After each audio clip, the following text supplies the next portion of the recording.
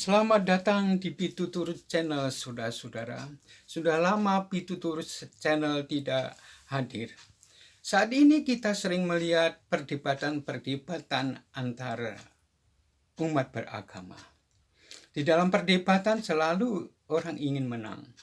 Oleh karena itu, Pituturus Channel tidak akan ikut berdebat, hanya memberikan komentar dan sedapat mungkin meluruskan pernyataan-pernyataan yang tidak sesuai dengan iman Kristen menjadi sesuai dengan iman Kristen. Sayang, saudara-saudara, banyak di antara debater Kristen tidak memahami tentang inkarnasi. Padahal inkarnasi itu merupakan inti pelajaran Kristen. Inkarnasi tidak hanya ada di Kristen, tetapi juga ada di agama lain, meskipun kata inkarnasi tidak pernah tercantum di dalam kitab suci masing-masing. Bahkan saudara-saudara, inkarnasi pun ada di dalam budaya, terutama budaya pewayangan wayang, saudara-saudara. Karena di dalam cerita wayang itu juga ada cerita tentang inkarnasi. Apa itu? Yaitu Sang Hyang Wenang atau Sang Hyang Widi menjelma menjadi manusia di dalam wujud Semar. Jadi Semar itu adalah inkarnasi dari Sang Hyang Widi, Sang Hyang Wenang. Selama Semar itu inkarnasi, dia itu manusia sebagai pelayan Pandawa. Semar bisa marah bila mana Pandawa tidak mengikuti arahannya. Saudara-saudara, juga demikian di dalam agama Islam juga ada inkarnasi, meskipun kata inkarnasi tidak ada di situ. Contohnya di dalam surah 16 dan 17. Malaikat Jibril ingin memberitakan berita kelahiran Isa Al-Masih. Maka malaikat Jibril itu menjelma menjadi manusia sempurna. Itulah namanya inkarnasi, saudara-saudara. Selama Jibril menjelma menjadi manusia, malaikat Jibril itu ya manusia, tetapi juga malaikat, karena tugasnya memberitakan kelahiran Isa Al-Masih. Namun, sebelum dan sesudahnya inkarnasi malaikat Jibril ini, dia bukan lagi manusia, tetapi malaikat. Nah, saudara-saudara, konsep inkarnasi ini ada juga di dalam Perjanjian Lama. Kalau kita baca di dalam Kejadian 18 ayat 1 sampai seterusnya, sampai 1 perikop, itu Tuhan Yahweh. Kalau orang Israel nggak mau menyebut Yahweh karena nama itu kudus, mereka menyebutnya Adonai. Nah, Adonai itu berinkarnasi di dalam wujud 3 orang mendatangi Abraham. Untuk apa? Untuk memberitakan kelahiran Ishak. Nah, saudara-saudara, tidak hanya di dalam Perjanjian Lama, tetapi Alkitab dalam Perjanjian Baru juga ada inkarnasi yang sempurna, saudara-saudara. Di mana Tuhan sendiri, Tuhan Yahweh itu berinkarnasi. Ayatnya ada di Yohanes 1 ayat 1 dan Yohanes 1 ayat 14. Firman itu telah menjadi daging. Atau dengan kata lain, bahwa firman itu Tuhan sendiri menjelma menjadi manusia di dalam wujud Yesus Kristus. Jadi Yesus Kristus itu adalah inkarnasinya Tuhan yang Maha Kuasa.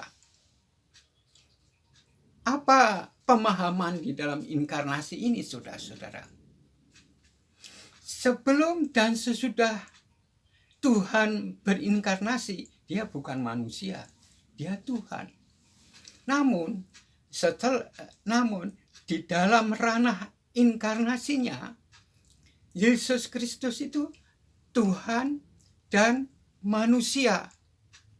Secara orang katakan 100% manusia, 100% Tuhan. Ini bukan logika, saudara-saudara. Ini inkarnasi. Nah, saudara-saudara, suatu pertanyaan. Mana di dalam firman Tuhan dalam perjanjian baru yang membuktikan bahwa selama inkarnasi dia adalah Tuhan dan manusia? Mana buktinya?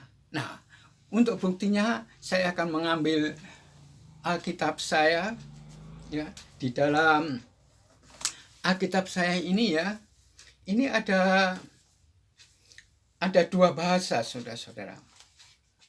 Ada dua bahasa. Kalau kita lihat, ini bahasa Yunani, itu salinan asli dari Alkitab yang kita percaya, dan sebelah kanan adalah terjemahannya. Jadi di dalam satu kitab ini ada dua bahasa.